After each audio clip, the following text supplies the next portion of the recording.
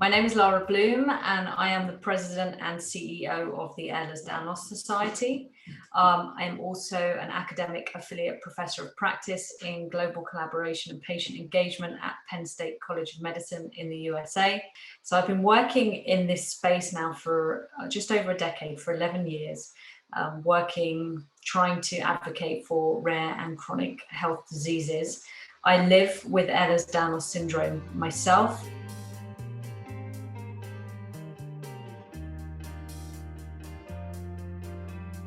I was diagnosed in 2004 at the age of 24 after what seems to be similarly felt across most disease spaces, that there is that long diagnostic odyssey. So mine was 13 years that it took me from the point of being symptomatic to being diagnosed. So I've always been very driven to try and change that experience for as many people as possible. And I started off as a photographer and realized very soon that I had to kind of adapt and evolve, because that wasn't the best career to be doing with the kind of symptoms that I have with my EDS.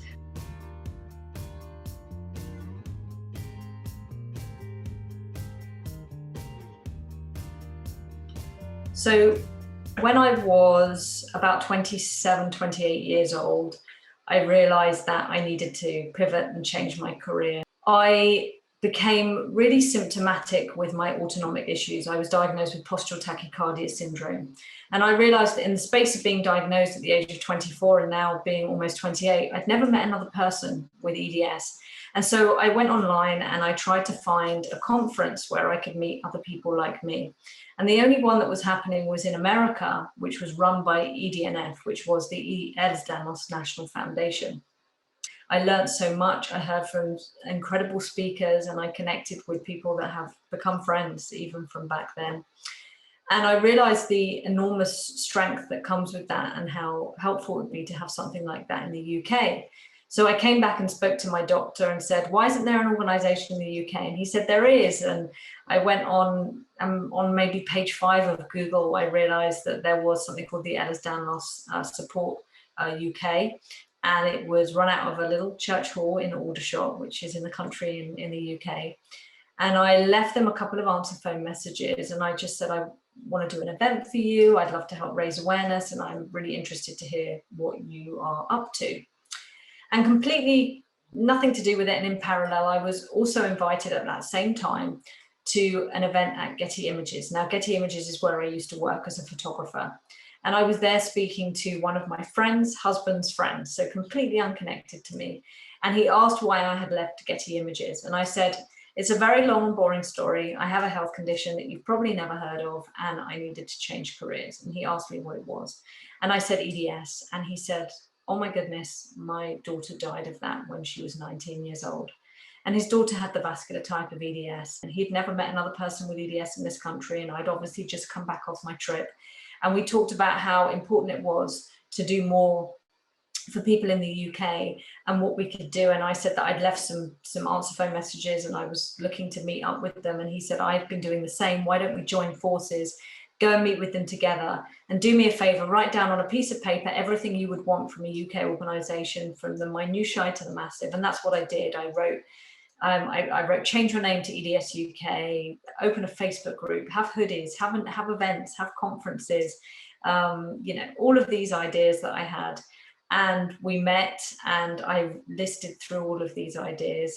And the person that came with me says, well, I know what I want to do and how I want to donate my money. I want to pay your salary for the length of your degree that you're about to start. I know you're looking for part-time work, and you can help do everything that you wrote down on that list, on that piece of paper. So that's what I did. I started as a volunteer for a few months. And then when I began my degree at the end of 2009, I started running what is now known as EDS UK from the end of my bed in my bedroom. And when I left in 2015, we had, I think, 7 members of staff. And it was one of the biggest EDS charities in the world.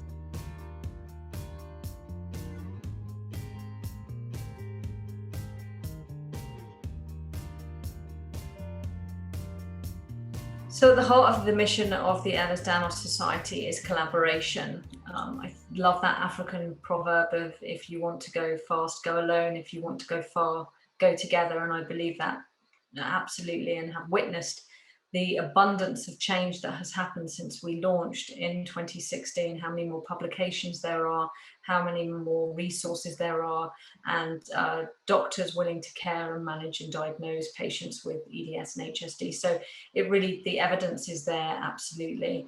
And I think that when you work nationally, there's so much that can be accomplished, but when you actually then bring all of those efforts together through a global lens, you really see how much change can be made. It avoids overlap and duplication of efforts as well in an industry where there is very little funding and resources already. So wherever you can work together and work stronger, that's always my preference. And I think that everything we do has that at its heart, and that's why we've been so successful in such a short space of time.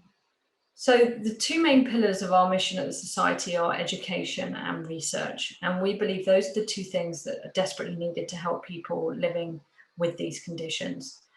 The average time for diagnosis with EDS or HSD is 10 to 12 years, and that we see all over the world. People are struggling to get diagnosed. When they do get diagnosed, they're often very deconditioned. They've been bounced from doctor to doctor. They've been told it's in their head, that they're a hypochondriac. We've seen horrible instances of parents being accused of fabricated illness, Munchausen by proxy, and even child abuse when we see the rarer types with bruising and fractures that can come into play. And that diagnostic odyssey leaves a mark, and we're seeing PTSD amongst our community as well. And even once that diagnosis comes, people don't really then have the care and management locally or even nationally that they can reach out to. We're working really hard at the society to change that, to reduce the time to diagnosis through efforts such as EDS Echo, which is mentoring and educating healthcare professionals. We're also about to launch a Centre of Excellence program, and we're really educating the community with how to help them self-manage in that space between being able to feel a symptom and see a doctor.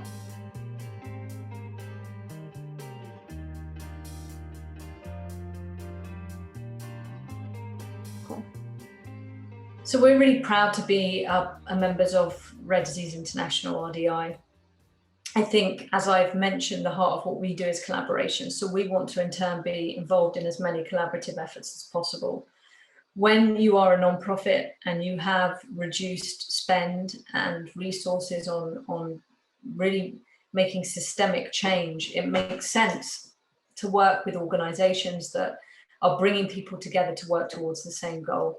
And RDI do that so well, where they bring together stakeholders and they have very focused goals and aims, very much surrounding policy and that systemic change that's so needed across all rare and chronic diseases across the world.